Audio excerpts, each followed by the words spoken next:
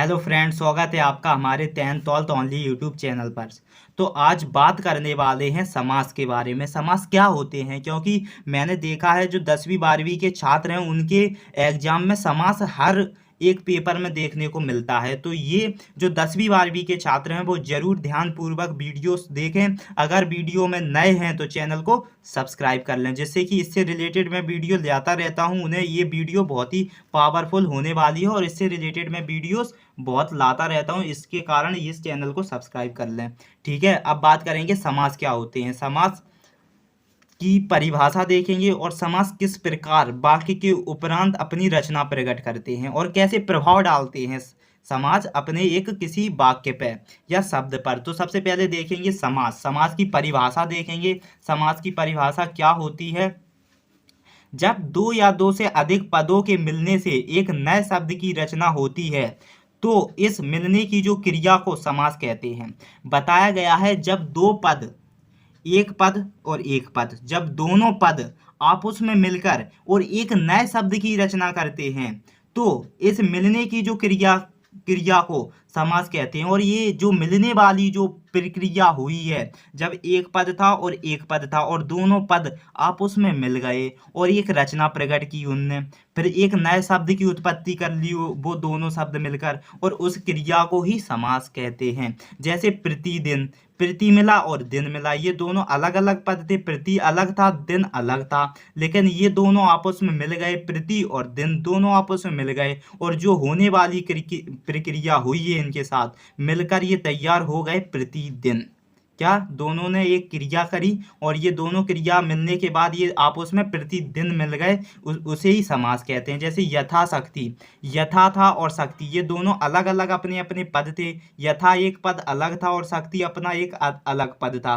तो ये दोनों जो पद मिल गए और एक नए शब्द की इनने रचना कर दी यथाशक्ति की, उसी मिलने वाली क्रिया को समास कह देते हैं। ठीक है, अब समास के प्रकार जरूर समझ लेते हैं। समास 6 प्रकार के होते हैं। मुख्य रूप से जो समास होते हैं 6 प्रकार के होते हैं। अधिकतर बोले तो आपके किसी प्रश्न में पूछ लिया जाता है कि समास कितने प्रकार के होते हैं, तो आप बोल सकते हो कि समास 6 प्रकार के होते हैं। कौन कौन से समास होते हैं, आपको एक बार नाम भी दोहरा देता हूं कि कौन कौन से समास होते हैं, और अपन हर एक समास पर अच्छे से उनका कार्य बोले तो हर एक समाज पर अपन चर्चा करेंगे। लेकिन आपको अभी बता देता हूं कि जो अव्ययी भाव समास होता है और तत्पुरुष समास होता है, द्वंद्व समास होता है, दिग्गु समास होता है, कर्मधारय समास होता है, बहुव्रीहि समास होता है, ये 6 प्रकार के समास होते हैं। इन समासों के ऊपर चर्चा करने वाले हैं कि ये किस प्रकार अपना कार्य करते हैं। ठीक है, सबसे पहले आपने ये देख लिया ना कि समास होते क्या हैं। ये तो आपको समझ में आ गया है कि समास होते क्या हैं। जब एक शब्द, एक पद और एक पद, दोनों पद आपस में मिलकर एक नए पद या नए शब्द की रचना कर देते हैं, उसे समास कहते हैं। उस जो नए शब्द की के बीच में जो रचना हुई है उसे ही समास कहते हैं। अब समास में 6 प्रकार के समास होते हैं। पहला समास होता है अव्ययी भाव। अव्ययी भाव समास। अव्ययी भाव समास क्या किस प्रकार का होता है? अव्ययी भाव समास, इसमें प्रथम पद की प्रधानता होती है। जो अव्ययी भाव समास होता है, अव्ययी भाव समास होता है, इसमें जो प्रथम पद होता है उसकी प्रधानता होती है, जो अधिकतर अव्यय होता है। जो कैसा होता है? ज्यादातर अव्यय होता है। ठीक है, जिसमें प्रथम पद, अव्ययी भाव समास में क्या होता है? जिसमें प्रथम पद की प्रधानता होती है और जो अधिकतर अव्ययी होता है। यह संपूर्ण पद, क्रिया और विशेषण का कार्य करता है। जो अव्ययी भाव समास होता है यह संपूर्ण पद, क्रिया, विशेषण का कार्य करता है और इसमें प्रथम पद की प्रधानता होती है और जो अधिकतर अव्ययी होता है, और यह संपूर्ण पद, क्रिया, विशेषण का कार्य करता है। जैसे कि प्रात दिन, जैसे कि क्या है? प्रात दिन, दिन और दिन, इसमें 2 दिन मिले हैं ना, आज का दिन और आज का दिन, दिन दिन मिलके प्रात दिन मिल जाता है। तो ये क्या है? अव्ययी भाव समास, क्योंकि इसमें प्रथम पद की क्या है? प्रधानता हुई है। प्रथम पद की प्रधानता हुई है और जो कि अधिकतर अव्यय होता है। प्रथम पद क्या होता है? अव्ययी होता है। प्रथम पद क्या होता है? अव्ययी होता है। जैसे कि यथाविधि, यथाविधि, प्रथम पद क्या हो रहा है? प्रधान हो रहा है, इसमें प्रधानता हो रही है। प्रथम पद की यथा की प्रधानता है इस पद में, इस जो शब्द में यथा की प्रधानता है, और ये अधिकतर कैसा है? अव्यय है। कैसा है? यथा अव्यय है। और विधि, अथा विधि, जैसे यथा विधिम, ये आप क्या कर रहे हो? ये आप बोले तो इसमें आप क्या कर रहे हो? ये आप विच्छेद कर रहे हो। क्या समास विग्रह कर रहे हो। क्या कर रहे हो? समास विग्रह कर रहे हो। इसमें विग्रह हो रहा है, समास का आपका क्या हो रहा है? विग्रह होता है। ठीक है, ये आप क्या कर देते हो? बार बार विग्रह कर देते हो, दिन दिन ये समास को विग्रह कर देते हो। ठीक है, जैसे यथाशक्ति, यथाशक्तितम, जो यथाशक्तितम है ये आपने क्या कर दिया? इसे विग्रह कर दिया। ठीक है, कभी कभी आपको क्या मिल जाता है? पेपर में विग्रह करने को मिल जाता है कि भाई साहब यथाशक्ति का विग्रह करो, और ये एक अव्ययी भाव समास है, तो आप यथाशक्तिम कर दोगे, ये आपका विग्रह हो जाएगा अव्ययी भाव। तो आप समझ गए होंगे कि अव्ययी भाव समास क्या होता है। अव्ययी भाव समास में प्रथम पद की प्रधानता होती है और ये अधिकतर अव्यय होता है, और यह संपूर्ण पद क्रिया विशेषण का कार्य करता है। जैसे प्रात दिन, दिन दिन, ये विग्रह कर दिया। वैसे तो ये है आपका शब्द प्राप्त दिन, ये आपका अव्ययी भाव समास है, लेकिन इसमें आपने विग्रह करके लिखा है। इसे यथा विधि, यथा विधिम, ये विग्रह कर दिया। यथाशक्ति, ये आपका अव्ययी भाव समास है, इसे विग्रह करेंगे यथाशक्तिम हो जाएगा। अब बात करेंगे तत्पुरुष समास की। किसकी? तत्पुरुष समास। तत्पुरुष समास क्या होते हैं?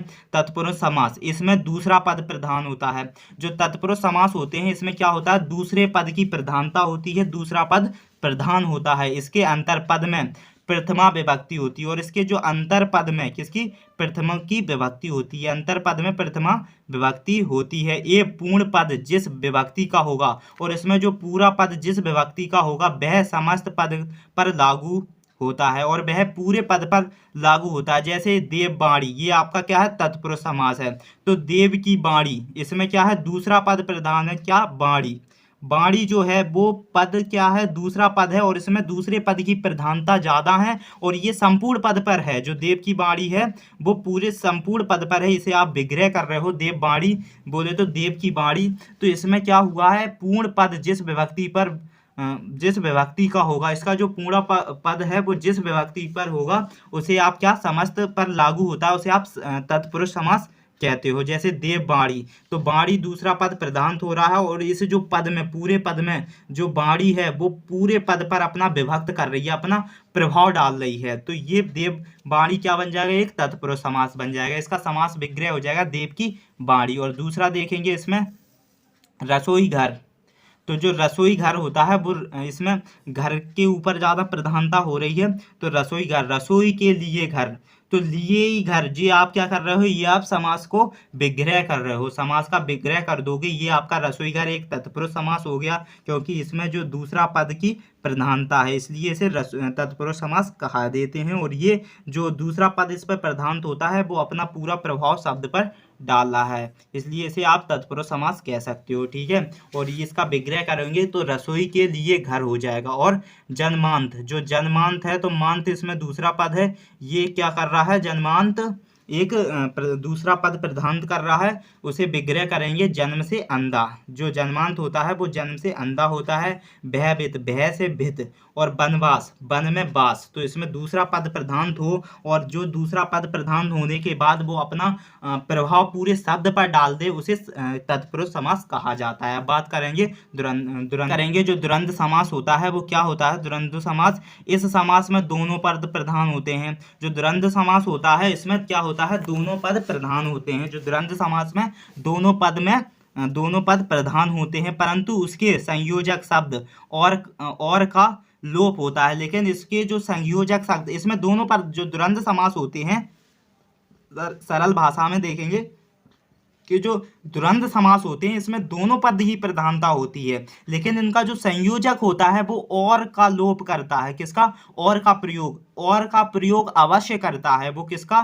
जिसमें बोले तो दोनों पद प्रधान हो और वो और का अपने अंदर प्रयोग कर ले, उसे द्वंद्व समास कहते हैं। जैसे माता पिता, ये एक द्वंद्व समास है, क्योंकि इसमें दोनों पद की प्रधानता हो रही है। और इसमें विग्रह करेंगे तो इसमें और आ जाएगा। और क्या है? अपने अंदर एक लोप प्रकट कर रहा है, बोले तो अपनों से दोनों को जोड़ के रख रहा है। ये दोनों पदों को, जो दोनों पद आपस में प्रधान है, एक समान प्रधान है, जैसे माता और पिता, तो जिसमें और एक लोप कर दिया है संयोजक, इन दोनों के संयोजक में और एक लोप कर जाए, तो उसे आप द्वंद्व समास कहते हो। माता पिता द्वंद्व समास है, भाई बहन द्वंद्व समास है, क्योंकि भाई और बहन, राजा और रानी, जिस पद में जो और का लोप हो, जिस पद में और की प्रभावना हो, और आने की प्रभावना हो, और दोनों पद की प्रधानता हो, उसे द्वंद्व समास कहते हैं। ठीक है, समझ गए। द्वंद्व समास किसे कहते हैं? द्वंद्व समास जिसमें दोनों पद प्रधान हो और जिसमें और क्या, और एक कंजक्शंस का काम करता है। ठीक है, ऐसे समझ लो, और एक संयोजक का काम करता है, कंजक्शंस का काम करता है और अपने अंदर लोप का काम करता है, उसे द्वंद्व समास कहते हैं। द्विगु समास की बात करेंगे। द्विगु समास क्या होता है? द्विगु समास, द्विगु समास जो द्विगु समास होता है, द्विगु समास में प्रथम पद संख्यावाचक होता है। इसमें जो द्विगु समास होता है, इसका जो प्रथम पद होता है वो कैसा? संज्ञावाचक होता है। 1 2 3 4 ये ऐसी संख्याएं आ जाए, समझ लो वो द्विगु समास है। इतना समझ गए हो? इजीली है, बिल्कुल कुछ नहीं करना। जिसमें प्रथम पद में संख्याएं आ जाएं वो द्विगु समास है। जैसे सप्तद्वीप, 7 द्वीपों का समूह, ये विग्रह कर दिया, सप्तद्वीप एक द्विगु समास बन जाएगा और इसका विग्रह हो जाएगा 7 द्वीपों का समूह। जैसे त्रिभुवन, जो त्रिभुवन है वो 3 भुवनों का समूह, उसे त्रिभुवन, ये एक द्विगु समास है, इसका विग्रह कर दिया। जैसे त्रिफला, जैसे 3 फलों का समूह, ये आपने विग्रह कर दिया। ठीक है, द्विगु समास को, ये आपके द्विगु समास हो गए। अब बात करेंगे कर्मधारय समास। कर्मधारय समास, जो कर्मधारय समास होते हैं इनकी बात करेंगे। कर्मधारय समास क्या होता है? इस समास में विशेषण और विशेष्य दोनों होते हैं। जो कर्मधारय समास होते हैं इसमें जो विशेषण और विशेष दोनों होते हैं, विशेषण एडजेक्टिव, विशेष एडजेक्टिव एडवर्ब बोले तो इस समास में विशेषण और विशेष दोनों होते हैं। पहला पद एक विशेषण का काम करता है और दूसरा पद विशेष्य का होता है। दूसरा पद अपनी एक विशेषता, देखो प्रथम पद इसमें विशेषण बता रहा है कि मैं ये कर रहा हूँ, मैं क्या हूँ, एक भाव बताऊंगा कि मैं एक वीर पुरुष हूँ, मैं एक बलवान हूँ, ये प्रथम पद बताएगा। और दूसरा पद बताएगा कि वो विषय है, उसका विषय है कि वो बलवान है, वो क्या है, वो पुरुष है, वो माता है, वो बहन है, वो दूसरा पद बताएगा, विशेष होता है। उसका दूसरा पद प्रधान होता है। ठीक है, दूसरे पद के प्रधान के ऊपर कर्मधारय समास टिका हुआ है। लेकिन इसमें जो प्रथम पद एक विशेष्य का काम करता है, विशेषण का काम करता है, और दूसरा पद विशेष्य का काम करता है। जैसे वीर, वीर आपका ये क्या हो जाएगा? एक विशेषण हो जाएगा, वो अपनी विशेषता बता रहा है वीर की, ये आपका विशेषण हो जाएगा। पुरुष एक विषय हो जाएगा, क्या है? विषय से हो जाएगा, जो पुरुष है एक विषय से हो जाएगा। जैसे वीर पुरुष, ये एक कर्मधारय समास बन जाएगा क्योंकि वीर पुरुष है। इसमें वीर क्या बता रहा है? आपकी एक विशेषण बता रहा है। पुरुष क्या बता रहा है? विषय से बता रहा है। इसका विग्रह हो जाएगा वीर है पुरुष, वीर है पुरुष, ये कर्मधारय समास है। इसका जो विग्रह हो गया, जैसे नीलकंठ, नीला है जो कंठ, या नीलकंठ, नीलाकंठ, तो ये इसका एक कर्मधारय समास हो जाएगा। परमानंद बोले तो परमानंद, जो परमा है वो आपका एक विशेषण बता रहा है, आनंद है आपका एक विशेष बता रहा है। ये दोनों मिलकर संयोजन कर लें उसे कर्मधारय समास बोलते हैं। अब बात करेंगे बहुव्रीहि समास की। बहुव्रीहि समास क्या होते हैं इसकी बात करेंगे। बहुव्रीहि समास, दोनों पदों में कोई पद प्रधान नहीं होता। अरे वाह, ये समास बहुव्रीहि समास क्या होता है? जिसमें दोनों पद में से एक भी पद अपनी प्रधानता ना निभा दें उसे बहुव्रीहि समास कह देना। आंख मीच करके बोल देना, जिसमें दोनों पद अपनी प्रधानता नहीं निभा दें उसे बहुव्रीहि समास बोलते हैं। जैसे अपने पदों से हटकर अन्य अर्थ का बोध करते हैं, वो अपने पद को हटा करके और दूसरे का वर्णन बता जाए उसे बहुव्रीहि समास कह देना। जैसे कि दशानंद, जो 10 हैं आनंद जिसके, दशानंद है, दशानंद एक बहुव्रीहि समास है और ये अपनी प्रधानता नहीं निभा रहा है। इसमें जो दोनों पद हैं वो अपनी प्रधानता नहीं बताएंगे और वो किसी और की प्रधानता बताएंगे। जैसे 10 है आनंद जिसके, वो बहुव्रीहि समास बन जाएगा। इसका जो विग्रह हो जाएगा दशानंद का, 10 है आनंद जिसके, ये विग्रह है और ये दशानंद एक बहुव्रीहि समास है। जैसे लंबोदर, लंबा है उधर जिसका, लंबा है उधर जिसका, उसे लंबोदर बोलते हैं, बहुव्रीहि समास बोलते हैं। बोले तो चतुर्भुज, बोले तो 4 भुजाओं वाला, जो 4 भुजाओं वाला है उसे चतुर्भुज कहते हैं। क्या बोलते हैं? चतुर्भुज बोलते हैं। जो 4 भुजाओं वाला होता है उसे चतुर्भुज बोलते हैं। ठीक है, चतुर्भुज एक आपका बहुव्रीहि समास है और 4 भुजाओं वाला आपने इसका विग्रह कर लिया है। तो आई होप आपको बिल्कुल अच्छे से समझ में आ गया होगा। मैंने एक एक करके हिंदी, बोले तो हिंदी में बोला, मैं सरल भाषा का प्रयोग किया मैंने बिल्कुल ढंग से, और आपको अच्छी तरीके से समझाया कि समास विग्रह और समास क्या होते हैं। समास की परिभाषा देखी है, समास कितने प्रकार के होते हैं, 6 प्रकार के होते हैं। कौन कौन से समास होते हैं? अव्ययीभाव समास होता है, तत्पुरुष समास, द्वंद्व समास और द्विगु समास और कर्मधारय समास और बहुव्रीहि समास, ये 6 समास होते हैं। ये आपको मैंने बताया और बोलते हैं उनके उदाहरण बताए और उन्हें अच्छी तरीके से सरल भाषा में समझाए। आई होप आपको समझ में जरूर आए होंगे। अगर आप चैनल पर नए हैं तो प्लीज़ चैनल को सब्सक्राइब कर लें, क्योंकि मैं आपको इससे रिलेटेड वीडियो लाता रहता हूं। और अगर आप 10वीं 12वीं के छात्र हो या आप किसी कॉम्पिटिटिव एग्जाम्स की तैयारी कर रहे हो हिंदी साहित्य में, तो आप ये चैनल को ज़रूर सब्सक्राइब कर लें, क्योंकि मैं इससे रिलेटेड वीडियो लाता रहता हूँ। और वीडियो अच्छी लगी हो तो वीडियो को लाइक एंड शेयर कर लें।